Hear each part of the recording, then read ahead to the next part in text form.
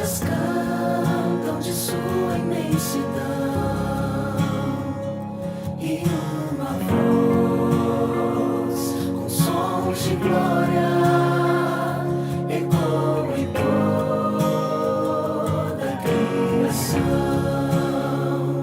do grão que faz a vida irromper, o esplendor invisível faz nascer, e uma voz com sons de glória ecoa em nosso coração. Diante dele nos rendemos, é tudo por ele, tudo por ele.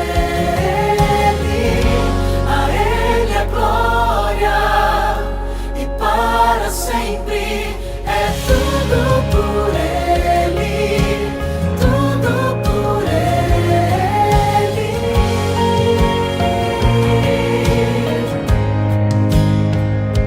Em oração e na palavra seguiremos, em um só corpo rendido à missão, e nossa voz com sons de glória irá romper a escuridão. Diante dele nos rendemos, é tudo por ele, tudo por ele.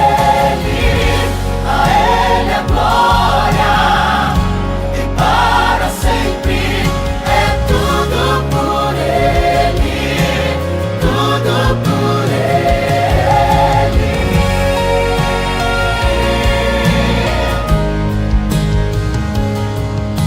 A ele a honra, a glória e o louvor, que o reino seja em nós, e nossa vida só por ele. A ele a honra, a glória e o louvor, que o reino seja em nós,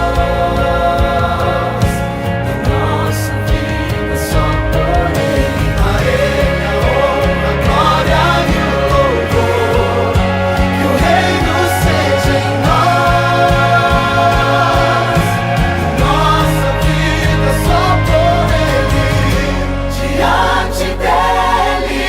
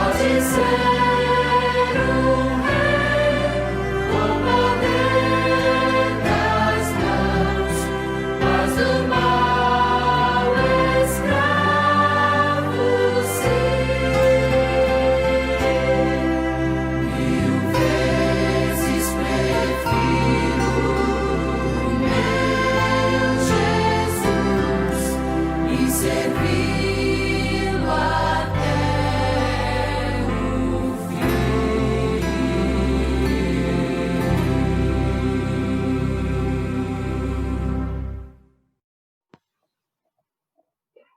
Olá, boa noite, meu querido irmão, minha querida irmã. Mais uma vez estamos aqui nessa quarta-feira para um culto especial de adoração a Deus. Que bom estarmos reunidos, que a graça de Deus esteja presente em cada coração, em cada lar. Essa mensagem está chegando à sua vida, ao seu coração, que ela encontre você com fé, em paz, graças a Deus. Nós estamos aqui felizes e hoje nós queremos falar de um tema muito importante. Hoje nós vamos falar um pouco sobre a espiritualidade de Jesus. Quando nós falamos desse tema, vem algumas curiosidades à nossa mente, com certeza. E hoje nós vamos aprender lições maravilhosas da vida espiritual, da vida de Jesus. E podemos aplicar ela à nossa vida. Nesse momento, eu convido você a abrir a palavra de Deus no Evangelho de Lucas, capítulo 9. Lucas, capítulo 9. Versículos 28 ao 45. Aqui está um episódio bem interessante. Aqui fala sobre o Monte da Transfiguração. Nós vamos, nesse momento, fazer uma oração antes de lermos a palavra de Deus. Convido você, meu querido irmão, nesse momento, a inclinar sua fronte e conversarmos com Deus. Senhor, nosso Deus e Pai, louvamos o Teu nome pelas bênçãos que temos recebido em nossa vida, pela saúde. Senhor, nesse momento, nós queremos te agradecer, porque nós mais uma vez iremos abrir a Tua palavra. Que o Deus Santo Espírito fale ao nosso coração, à nossa vida. Que cada irmão, nesse momento, se encontre firme na fé, firmados em Tua palavra. Que essa noite seja um momento de enriquecimento espiritual. Que possamos aprender com Jesus, com a sua espiritualidade. E possamos aplicar esses princípios em nossa vida. Em nome de Jesus. Amém. Nesse momento, meu querido irmão, convido você a pegar a Bíblia, onde você está, acompanhar comigo essa linda história. Você encontra em Lucas, capítulo 9, os versículos 28 ao 45.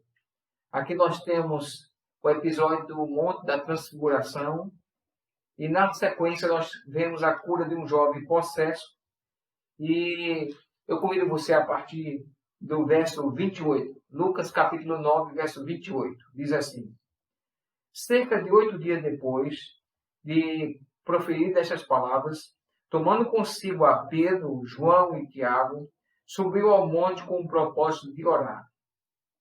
E aconteceu que, enquanto ele orava, a aparência do seu rosto se transfigurou, e suas vestes resplandeceram de brancura. Eis que 2 varões falavam com ele, Moisés e Elias, os quais apareceram em glória e falaram da sua partida, que ele estava para cumprir em Jerusalém. Pedro e seus companheiros achavam-se premidos de sono, mas, conservando-se acordados, viram a sua glória e os 2 varões que com ele estavam. Ao se retirarem estes de Jesus, disse-lhe Pedro: Mestre, bom estarmos aqui. Então façamos 3 tendas. Uma será a tua, outra de Moisés e outra de Elias. Não sabendo, porém, o que dizia. Enquanto assim falava, veio uma nuvem e os envolveu. E encheram-se de medo ao entrarem na nuvem. E dela veio uma voz dizendo: Este é o meu filho, o meu eleito. A ele ouvi. Depois daquela voz, achou-se Jesus sozinho. Eles calaram-se, e naqueles dias a ninguém contaram coisa alguma do que tinham visto. No dia seguinte, ao descerem eles do monte, veio ao encontro de Jesus grande multidão. E eis que, dentre a multidão, surgiu um homem, dizendo em alta voz: Mestre, suplico-te que venhas, que vejas meu filho, porque é o único. Um espírito se apodera dele. De repente, o menino grita e o espírito o atira por terra.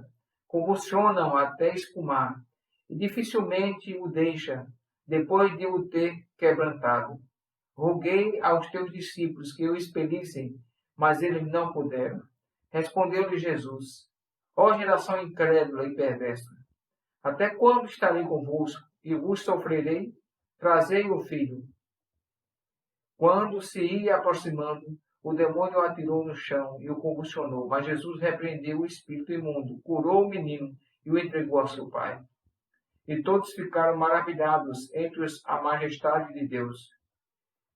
Como todos se maravilhassem de quando Jesus fazia, disse aos seus discípulos: Fixai nos vossos ouvidos as seguintes palavras: O Filho do Homem está para ser entregue nas mãos dos homens. Eles, porém, não entendiam isto, e foi encoberto, para que não compreendesse, e temiam interrogá-lo a este respeito. Queridos irmãos, nós temos aqui algo interessante. O texto está falando de um episódio em que Jesus subiu ao Monte da Transfiguração. Ali, dentre os 12 discípulos, ele levou 3, Pedro, Tiago e João, para ali juntos orarem com ele. O que você pode perceber aqui nesse texto? Nós temos aqui uma miniatura do reino de Deus. Nós podemos ver que o que se acontece nesse monte, nós podemos representar o reino de Deus em miniatura. Jesus representa o Rei dos Reis, que assim há de reinar. Ali nós temos a representação de Moisés, que quando aparece, representa aqueles que morreram, mas que irão ressuscitar com a volta de Jesus Cristo. E ali nós temos também Elias, que irão aguardar a vida de Jesus em vida. Por isso nós temos ali uma miniatura do reino de Deus. Nós podemos destacar alguns pontos interessantes dessa história. Falando um pouco sobre a espiritualidade de Jesus, eu queria destacar, pelo menos, alguns comportamentos do que acontece em cima do monte e no vale, ao pé do monte. Nós podemos destacar, pelo menos, 3 realidades bem distintas nessa história. A primeira realidade, nós podemos destacar como sendo o que acontece em cima do monte, quando Jesus leva os discípulos para orarem. Nós podemos destacar que essa seria uma espiritualidade do monte, aquela que acontece, uma atitude que acontece em cima do monte, né? E podemos dar o nome a esse comportamento de êxtase sem entendimento. E para isso, nós podemos destacar algumas coisas interessantes e importantes. Note que enquanto Jesus estava ali orando, buscando a Deus, os discípulos se encontravam dormindo. Quer dizer, o que para Jesus era um prazer, orar e buscar a Deus, para os discípulos era um fardo, era algo cansativo. O que para Jesus era um deleite, para os discípulos era um peso, manter-se acordado para buscar a Deus.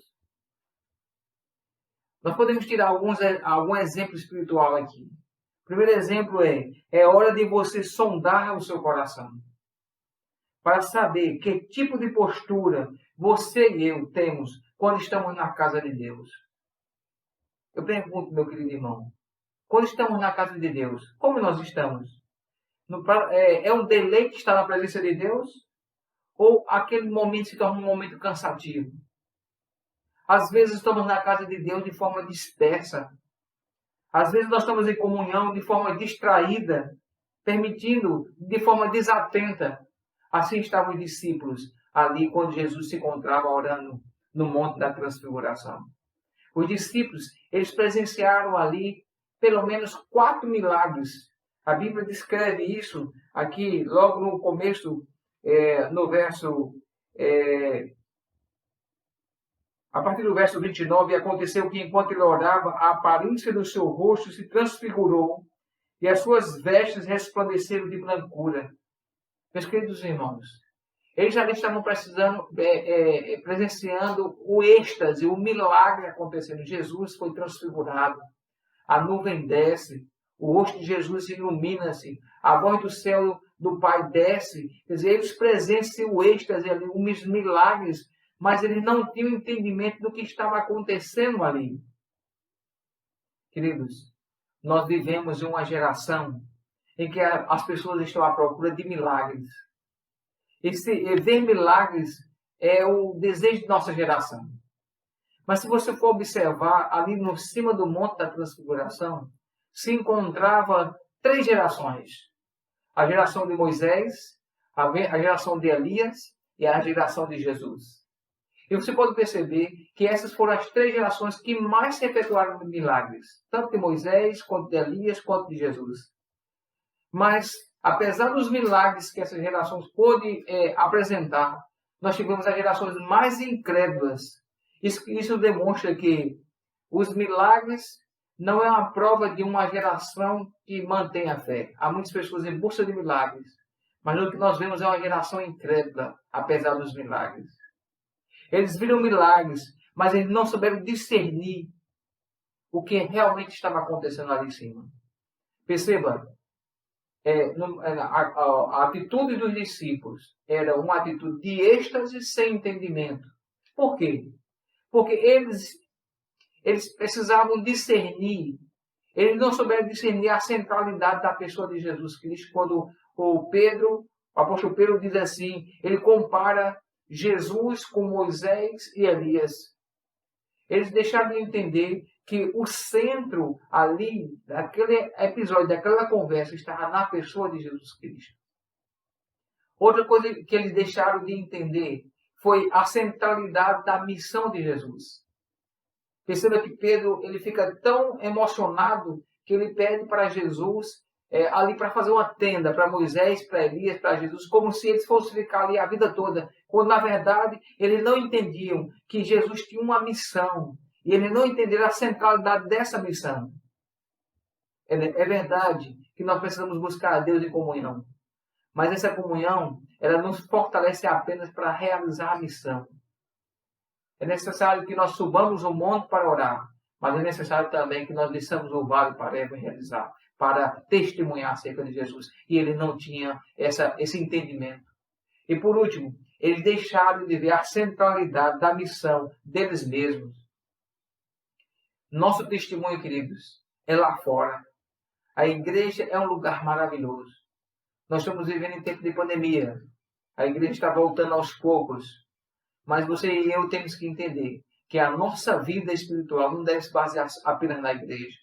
Nossa vida espiritual deve ser fora das portas da igreja, para testemunhar a pessoas que se encontram oprimidas, sangrando, aflitas. Enquanto eles estavam em cima do monte orando, havia um pai com um filho endemoniado, abaixo no vale, desesperado, porque os discípulos não podiam fazer nada para o seu filho. É necessário que nós testemunhemos. Essa é a primeira atitude dos discípulos. O êxtase, os milagres sem entendimento. Mas existe uma segunda atitude. Agora nós passamos agora a descer o monte e ali no vale se encontra uma situação. Um comportamento espiritual. Eu diria que podíamos dar o título desse comportamento de discussão sem poder. Os discípulos eles discutiam com os escribas, como diz a Bíblia. Os escribas eram os inimigos de Jesus. Eles eram os inimigos do Evangelho. Os opositores do ministério de Jesus. E ali estavam os discípulos perdendo tempo discutindo com os inimigos de Jesus. O perigo é perder o foco, queridos. Os discípulos estavam perdendo o foco porque eles discutiam a obra em vez de realizarem a obra. Queridos, sua atenção não deve ser para os opositores. Porque existe gente sofrendo, pedindo ajuda. Em vez de nós discutirmos a obra, nós devemos fazer a obra. Nós queremos citar um exemplo da Bíblia. Esse exemplo é de que nós não devemos perder o foco, o objetivo pelo qual nós estamos aqui na Terra. Nós temos aqui o exemplo de Davi. A Bíblia diz que Davi, quando foi para o campo de batalha, para levar alimento para os seus irmãos, ele se deparou com uma situação muito difícil. Ali estava um gigante, um inimigo do povo de Deus, zombando do povo de Deus, zombando do próprio Deus. E Davi se sentiu ofendido com aquilo. E resolveu lutar com o gigante. Mas antes disso, ele encontrou uma oposição. O seu irmão chega para ele e começa a discutir com ele e perguntar por que ele estava ali. Perceba que a atitude de Davi não foi dar atenção à crítica do seu irmão. Simplesmente, ele vira as costas e foi conversar com o rei. Queridos, Deus nos chamou, Deus chamou a mim e a você, não para discutir com os críticos. Deus chamou a mim e a você para enfrentar os gigantes que a vida apresenta. Por isso, lembram que os mesmos discípulos que um dia foram chamados por Jesus, que foram enviados por Jesus de dois em dois para expulsar o demônio de muitas aldeias, você se lembra muito bem que eles voltam dessas aldeias em outro episódio, citando que os demônios obedecem, eles voltam muito felizes porque eles haviam realizado uma grande obra. E o próprio Jesus falou: vocês devem estar felizes pelo fato de seus nomes estarem escritos no livro da vida. Por isso, a lição que nos deixa aqui é que as glórias de ontem não servem para hoje. A oração, a comunhão de ontem não serve para hoje. Eu quero fazer uma pergunta para você, meu querido irmão. Você que está me ouvindo. Você que está aí sentado em casa, meditando na palavra de Deus. Como está a sua vida espiritual? Como está seu preparo espiritual? Temos nós confiado a nossa vida espiritual pela comunhão que realizamos ontem, uma semana atrás? Uma coisa é certa, queridos. A comunhão de ontem não serve para hoje. Assim como a comida de ontem não serve para hoje. Hoje você tem que comer novamente. Por isso, aqui nos deixa um exemplo. Os discípulos tinham uma comunhão, um propósito, mas era uma discussão sem poder. Eles discutiam, mas não eram capazes de expulsar o demônio da vida daquele jovem.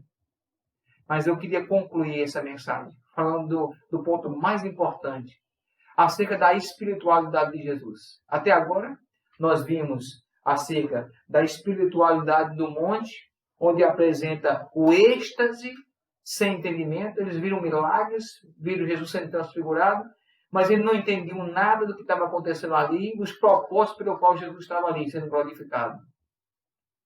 Nós podemos ver um segundo ponto, é que a espiritualidade, onde o propósito é uma discussão sem poder. Eles estavam discutindo a obra em vez de realizarem a obra. Faltava-lhes poder, faltava comunhão com Deus, faltava discernimento. Mas eu quero agora falar com vocês acerca da espiritualidade de Jesus. E para falar sobre a espiritualidade de Jesus, eu diria que Jesus Cristo apresenta 3 pontos importantes, do qual nós devemos seguir. E esses 3 pontos revelam a espiritualidade de Jesus. O primeiro ponto seria a oração. O segundo ponto é a obediência. E o terceiro ponto é o poder. E na descrição da Bíblia, nós conhecemos que Jesus era um homem de oração. A Bíblia diz que Jesus subiu ao monte para orar. E ali ele passou a noite orando. O propósito de Cristo era orar. A Bíblia você vai encontrar, essa é uma das ferramentas espirituais de Cristo, a oração.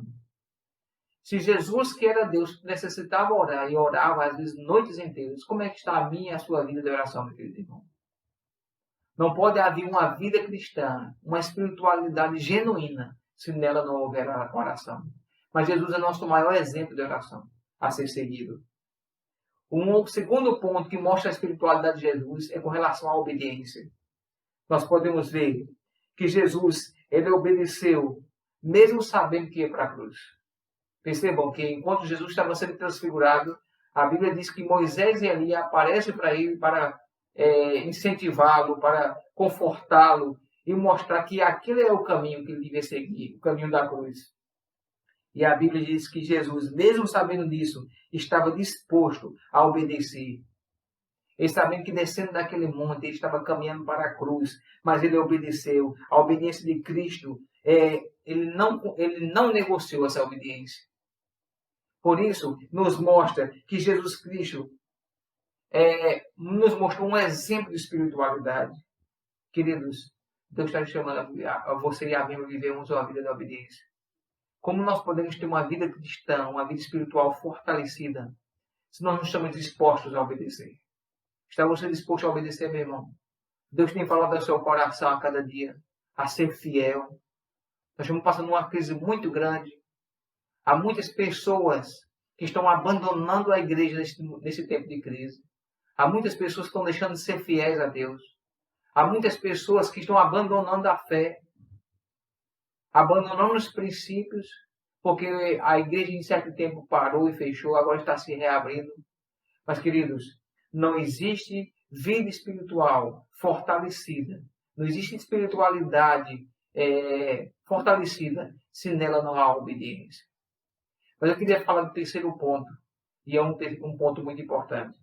É com relação ao poder. Jesus, além de ser um homem espiritual, por ser um homem de oração, de obediência, Jesus era um homem de poder. A Bíblia diz que Jesus, ele lamentou ao descer o monte, ao ver o pai aflito, ao ver que aquele filho estava endemoniado, e os discípulos não foram capazes.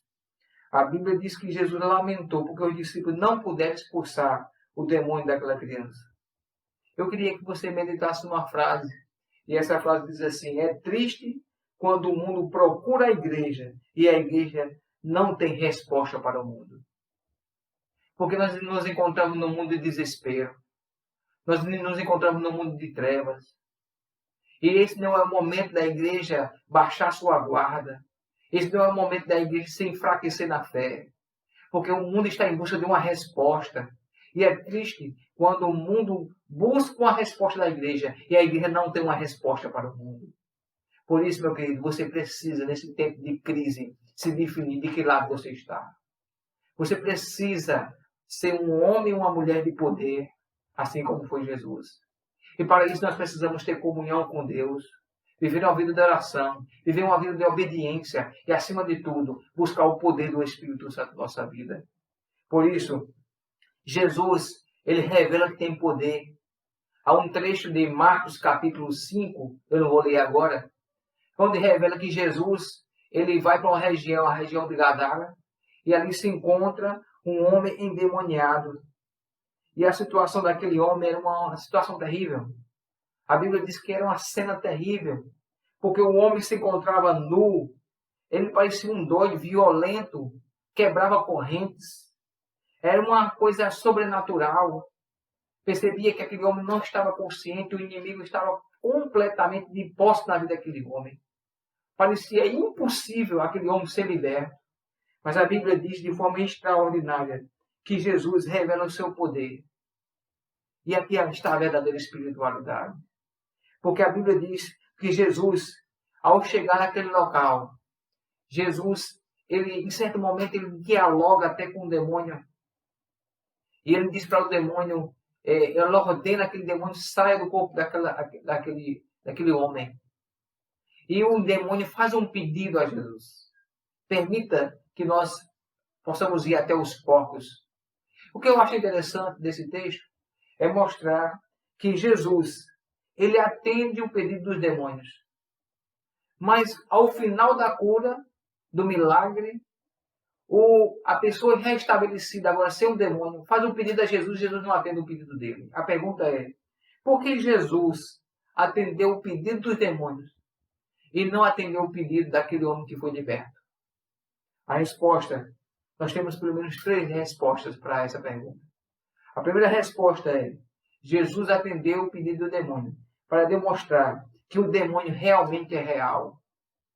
Ao Jesus atender o pedido do demônio, ele quis mostrar para todos que assim como existe o poder de Deus, também existe o poder do maligno, que está destruindo vidas, e o demônio é real. O segundo ponto é mostrar que, enquanto Jesus expulsa o demônio daquele homem, aquelas pessoas da vila, aquelas pessoas que cuidavam dos porcos, ficaram preocupados, porque eles haviam perdido 2.000 porcos. Isso dá a entender que, para aquelas pessoas, os porcos eram muito mais importantes do que aquela pobre alma. E Jesus permitiu que os demônios os porcos se afogassem no mar, para mostrar que aquelas pessoas eram pessoas muito egoístas, eram pessoas materialistas, estavam colocando os porcos, os bens, acima do ser humano. E o terceiro ponto, Jesus atendeu o pedido do demônio para demonstrar para o próprio Satanás que ele é capaz ele tem poder, ele é capaz de demonstrar o seu poder ao expulsar os demônios daquele homem. Por isso, queridos, Jesus, ele nos demonstra o verdadeiro sentido da espiritualidade. Estou falando para alguém hoje que deseja ter uma vida espiritual fortalecida. Você jamais terá uma vida espiritual fortalecida se você não for um homem ou uma mulher de oração. Você não terá uma vida espiritual gigantesca se você não for obediente à ordem do Senhor. E você não terá uma vida espiritual fortalecida se você não tiver a ajuda do Espírito Santo para ter poder para repreender o inimigo. Para o crente, eu vou ser expulso, Jesus falou, para aquele homem. Porque para o demônio ele atendeu o pedido, mas para o homem que foi curado, quando ele falou assim, Senhor, permita que eu vá contigo, que eu te siga por toda a vida, Jesus falou, você não vai comigo, você vai permanecer aqui. Porque ao Jesus dizer não para aquele homem, não atendeu o pedido dele, Jesus sabia que em poucos momentos ia ser expulso daquela região, daquela cidade, mas ali estaria a prova viva do poder de Deus, a cura daquele homem. E aquele homem, ao permanecer naquela sua região, na sua cidade, ia ser um testemunho tão forte quanto a presença de Jesus. Porque ele foi liberto do poder do mal. Ele foi liberto das trevas do inimigo. Meus queridos irmãos, que poder extraordinário. Que vida espiritual extraordinária. Que exemplo maravilhoso é o exemplo de Jesus. Eu quero fazer um apelo a você essa noite. Você tem buscado a Deus intensamente? A sua vida tem sido uma vida de oração, de obediência, da busca de poder através do Espírito Santo. Meus queridos irmãos, imagina aquele homem naquela região, conhecido e temido por todos, pela sua vida, agora uma vez curado, seus familiares, seus amigos, a cidade toda. Eu imagino que aquele homem, se ele não falasse nada, a sua própria vida era um testemunho vivo do poder de Deus. Eu quero perguntar essa noite, a sua vida revela o poder de Deus? A tua vida revela que Jesus um dia transformou seu coração? A sua vida? Hoje, em plena pandemia, em pleno dificuldades que nós estamos vivendo, revela que o poder de Deus foi capaz de transformar o meu e o seu coração?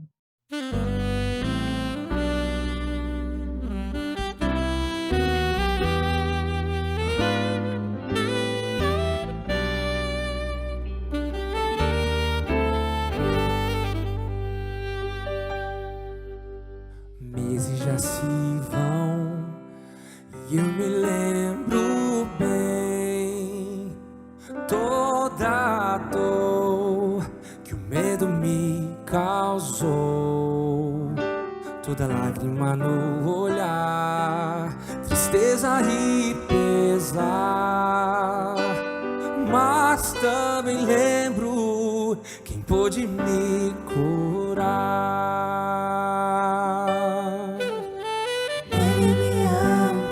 Ele me amparou, ouviu meu chorar, me deu a mão, me consola e foi capaz de aqui morrer. Hoje eu poder viver quando tudo desabou. O Senhor me abraçou, Ele me amparou.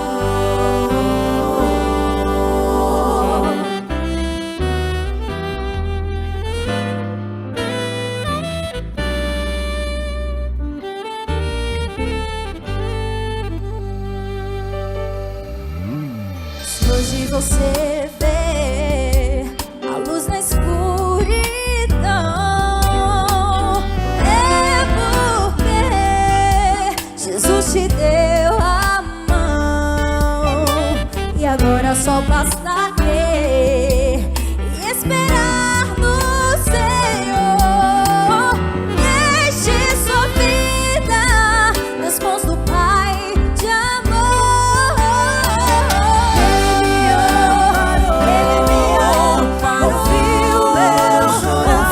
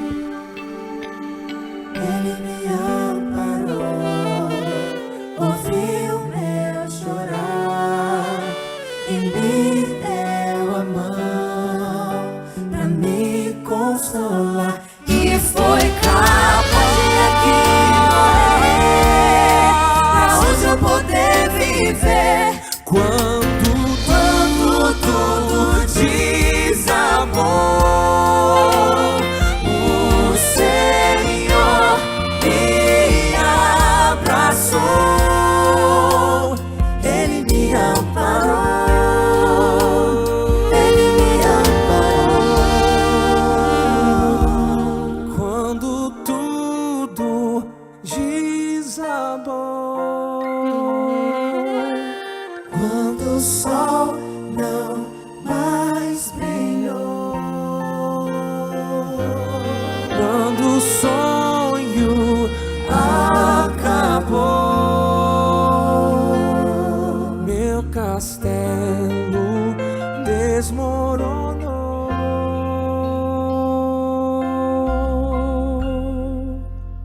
Ele me amparou.